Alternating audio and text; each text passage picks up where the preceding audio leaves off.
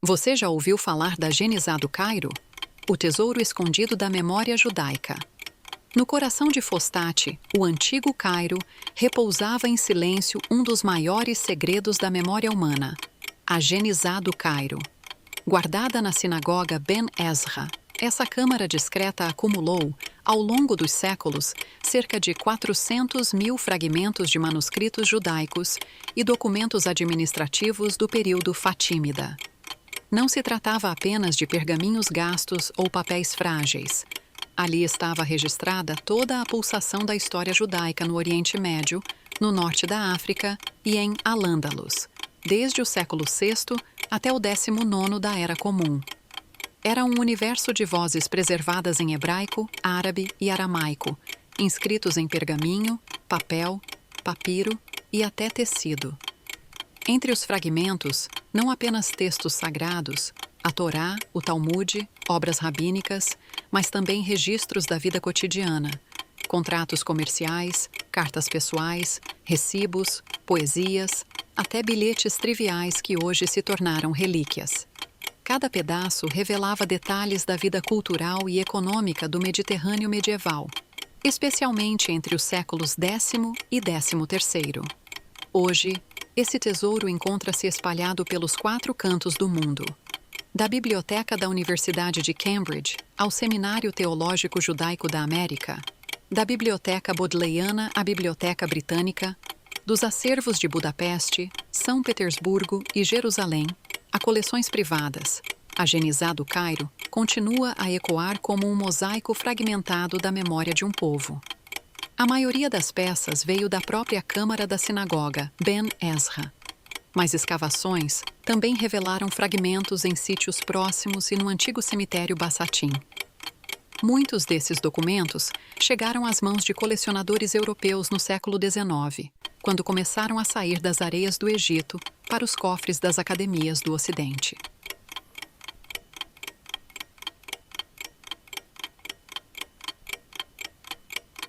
O mistério da Genizá só começou a ser revelado aos olhos europeus no século XVIII.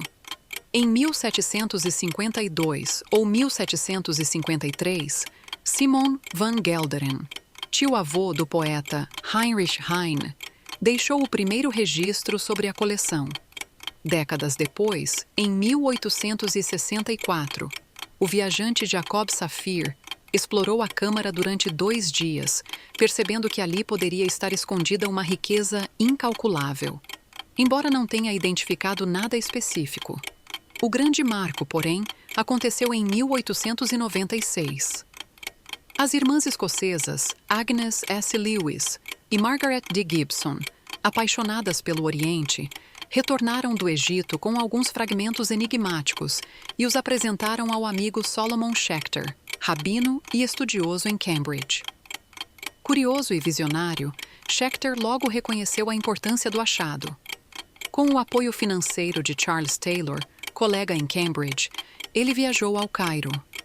Lá, com a ajuda do rabino-chefe, mergulhou na poeira da câmara e retirou a maior parte dos documentos, classificando-os e revelando ao mundo um tesouro literário e espiritual sem precedentes. Agnes e Margaret, a caminho do Sinai em mais uma de suas expedições, encontraram-se novamente com Schechter.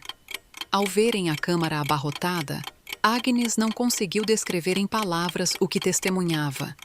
Um mar de pergaminhos e papéis, a própria memória de um povo comprimida em um espaço simplesmente indescritível.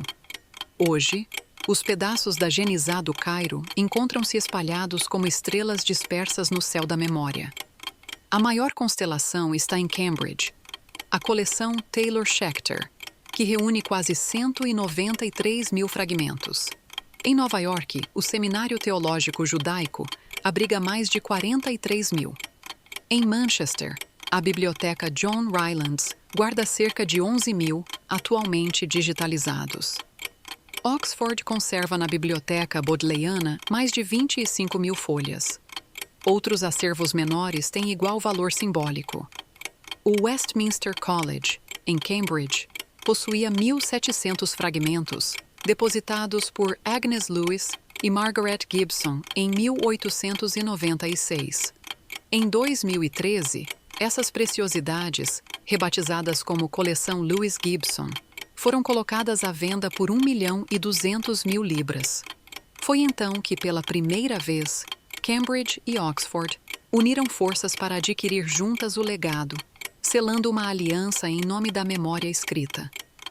Os fragmentos revelam uma diversidade impressionante, desde os primeiros séculos do segundo milênio até peças do século XIX.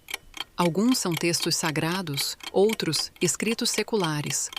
Ali se encontram liturgias, passagens bíblicas, tratados rabínicos, além de reflexões filosóficas, científicas, místicas e linguísticas. Mas não apenas isso.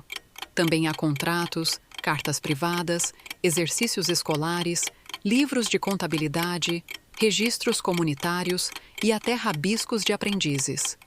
Esse mosaico mostra como os judeus do Cairo medieval estavam profundamente entrelaçados à vida de sua época. Falavam e escreviam em árabe, negociavam como seus vizinhos muçulmanos e cristãos, cultivavam a terra, compravam, vendiam e alugavam propriedades. A escrita, porém, guardava um traço sagrado. Como o hebraico era considerado a língua de Deus, seus textos jamais poderiam ser destruídos, mesmo quando já não serviam a nenhum propósito. A importância desse material para compreender a história social e econômica entre os anos de 950 e 1250 é incalculável. O estudioso Shelomo Dov Goiten construiu, a partir dos fragmentos, um índice monumental com cerca de 35.000 indivíduos, entre eles Maimônides e seu filho Abraão.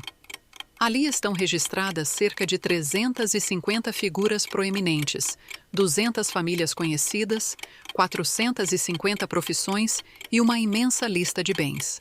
As rotas comerciais citadas se estendiam do Egito à Tunísia, da Sicília à Índia, alcançando Samarcanda, Sevilha, Sigilmassa, Constantinopla, Marsella, Veneza, Kiev e até Rouen. Entre os milhares de pedaços preservados, muitos revelam detalhes raros da vida econômica medieval.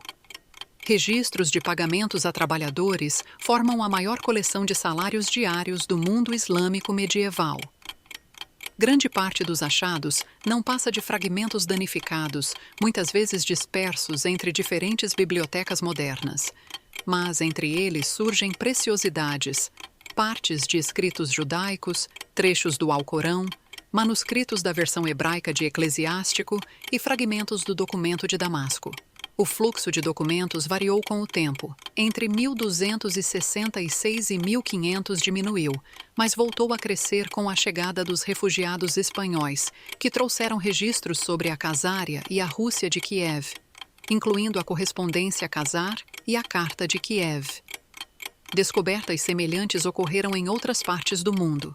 Genizás menores na Itália, como em Perúgia, e até uma genizá afegã do século XI, encontrada em 2011. Entre os fragmentos descobertos, descobre-se que os banqueiros judeus já usavam contabilidade por partida dobrada no século XI, antes mesmo da Itália. Hoje, a pesquisa sobre a genizá ganhou nova vida.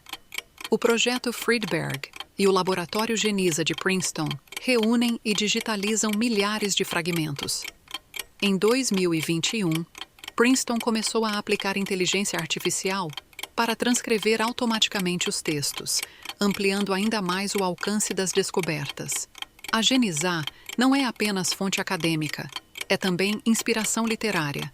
O antropólogo e escritor indiano Amitav Ghosh, ao estudar seus fragmentos, escreveu In an Antique Land, em uma terra antiga, narrando a vida do comerciante judeu Abraham ben Iju.